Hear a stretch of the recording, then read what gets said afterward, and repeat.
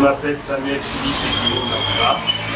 Je suis né il y a 60 ans exactement, puisque en cette année de grâce 2022, je viens de souffler mes 60 bougies et je suis un amoureux du sport et un professionnel du sport. Je suis diplômé en organisation et structure sportive. Quels ont été vos faits d'âme dans le sport précisément? Alors j'ai d'abord été un athlète. Je courais le 100 mètres. Le 100 mètres dans ma carrière. J'ai commencé l'athlétisme à l'âge de 11 ans. Et puis j'ai failli courir pour le pays, mais bon, des problèmes ont fait que je n'ai pas pu participer en 1984 aux Jeux Olympiques. Et je suis donc resté simplement un athlète de haut niveau et qui pratiquait simplement en France et en Europe.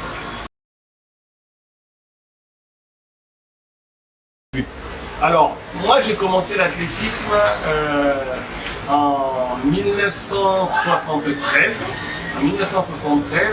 dans une petite ville française qui s'appelle Stein. Et le club c'est l'ES Stein. C'est une ville du 93 en région Île-de-France, c'est-à-dire de la Seine-Saint-Denis. J'ai commencé tout à fait par hasard, c'est des amis qui m'ont appelé pour dire oh, il y a la fête des sports là-bas et puis il faut être une équipe de 4 et se partager 4 disciplines et puis il y a des choses à gagner. Donc je suis venu et on m'a mis sur les haies, j'avais jamais pratiqué et puis ma foi je me suis bien débrouillé, l'équipe a gagné et c'est ainsi que je me suis rapproché des dirigeants et entraîneurs de ce club et que je suis devenu athlète, et ça jusqu'à maintenant. Et jusqu'à maintenant, vous êtes devenu athlète. Comment est-ce que vous avez fait pour maintenant arrêter votre carrière d'athlète? Alors, il y a déjà le fait que l'âge, le fait de la limite d'âge, à un moment donné, bon, moi j'ai quand même une longue carrière, avec des entraînements qui étaient entre 2 et 3 entraînements par jour, donc assez difficile au niveau de l'entraînement. Et donc à force des années, bon ça use aussi. Et puis l'âge arrivant, dans les années, quand j'ai eu un peu plus de 30 ans, j'ai décidé donc d'arrêter ma carrière d'athlète et de devenir un entraîneur, sous les conseils de mes 11 entraîneurs qui m'entraînaient à l'époque à l'Institut National des Sports et Éducation Physique, à l'INSEP de Paris.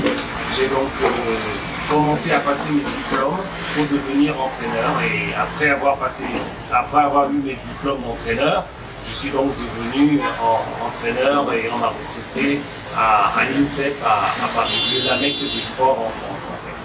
Et parlant d'entraîneur, quels étaient vos principaux athlètes? Vous avez entraîné qui, par exemple? Alors j'ai eu beaucoup d'athlètes. J'ai eu énormément d'athlètes forcément français, mais s'il faut vraiment sortir quelques athlètes, pour que peut-être notre public, nos téléspectateurs qui nous regardent aujourd'hui aient un peu une idée, j'ai entraîné énormément de Camerounais et l'un des plus prestigieux qui était Joseph Batondon, qui a été vice-champion du monde du 200 mètres en salle en 2009. J'ai aussi entraîné des filles comme Stéphanie Bedgar, qui faisait du triple saut, que Françoise Bango connaît très bien. J'ai entraîné Marie-Thérèse Baranag, qui était aussi c'est une Camerounaise, qui a eu des titres de champion de France, ma houlette.